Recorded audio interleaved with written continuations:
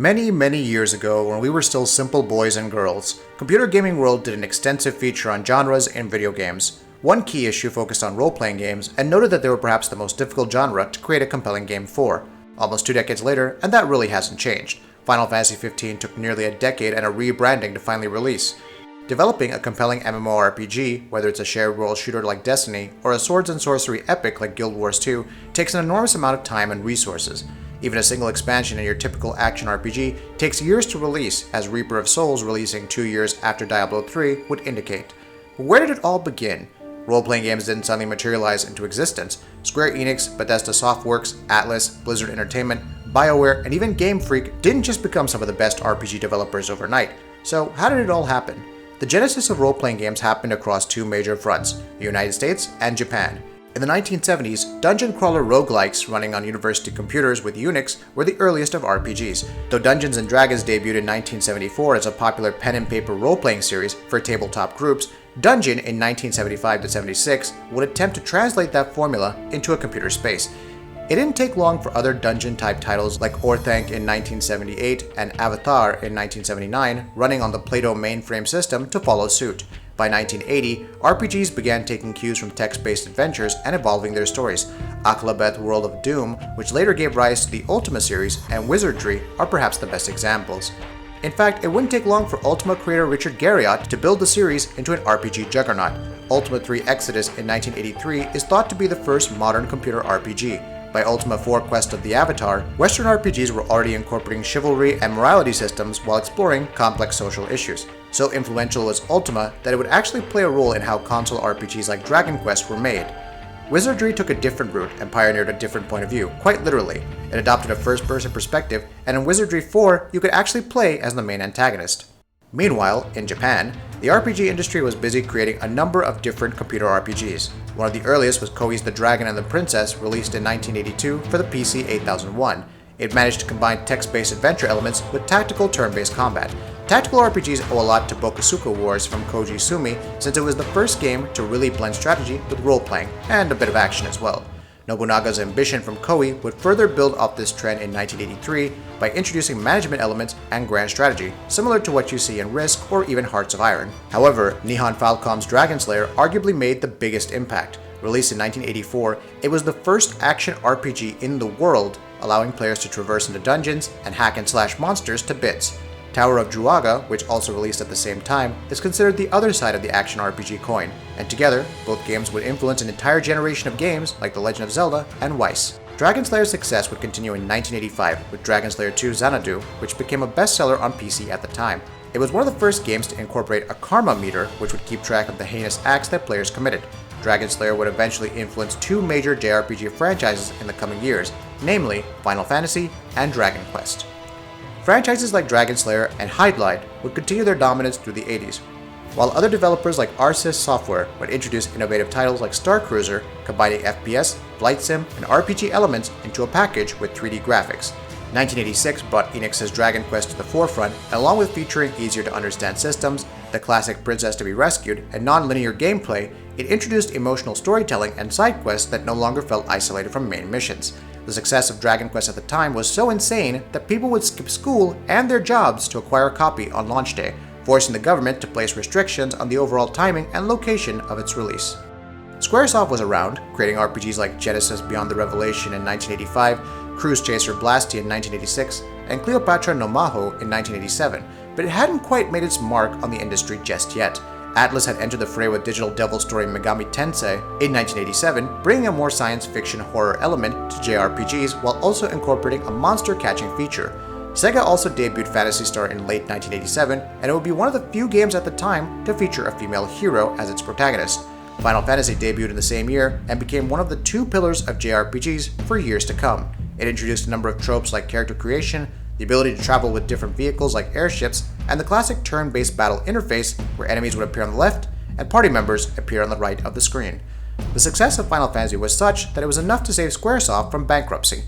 Western RPGs weren't slouching during the late 80s and early 90s. Might and Magic had debuted in 1986 with The Secret of the Inner Sanctum, while Strategic Simulations introduced Pool of Radiance, a tactical RPG, in 1988.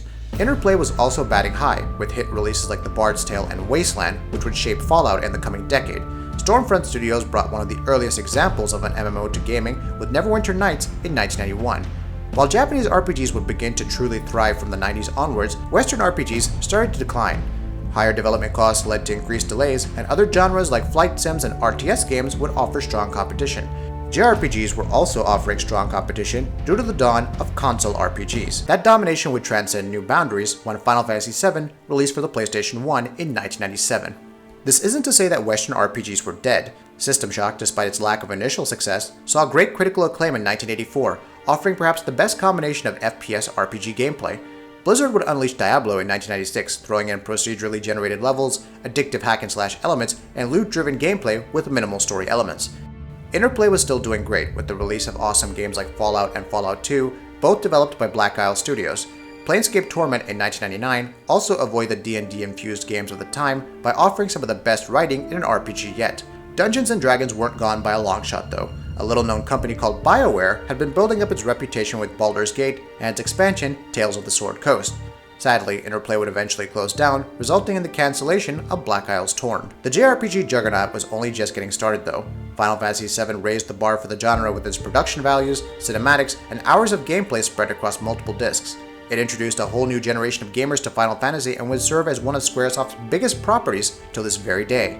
The PlayStation 1 quickly became a premier destination for the best Japanese RPGs. Squaresoft introduced Saga Frontier in 1997 and subsequent Final Fantasy titles like Final Fantasy VIII, IX, and Tactics to the console. Other classics like Parasite Eve 2, Persona 2, Alundra, Suikoden, and Star Ocean would also see success. Sega wasn't exactly sitting out the JRPG war, though it had a significantly smaller presence than in the Genesis days. It already showcased its ability to create compelling RPGs for the Sega Saturn, like Panzer Dragoon Saga and Shining Force 3. With the Dreamcast in 2000, it took its Phantasy Star series online, introducing the first console MMO in history with Phantasy Star Online. Other subsequent RPGs like Skies of Arcadia and Game Art's Grandia 2 would dazzle fans on the Dreamcast, though it was very clear, very quickly, that Sega's console wouldn't be long for this world. Nintendo was making waves during this period, though the loss of Final Fantasy to Sony did it no favors. The developer still managed to deliver some excellent RPGs. The Legend of Zelda: Ocarina of Time on the Nintendo 64 is considered one of the best games of all time. Other titles like Ogre Battle 64, Harvest Moon 64, Paper Mario, and so on would showcase the developer's RPG chops. However, its Game Boy platforms were doing far better as far as RPGs were concerned. Not only did the Game Boy receive some awesome Zelda titles, but it played host to Pokemon, which released in 1998 and sparked an insane craze worldwide. Nintendo's success with RPGs only continued when the Game Boy Advance released in 2001.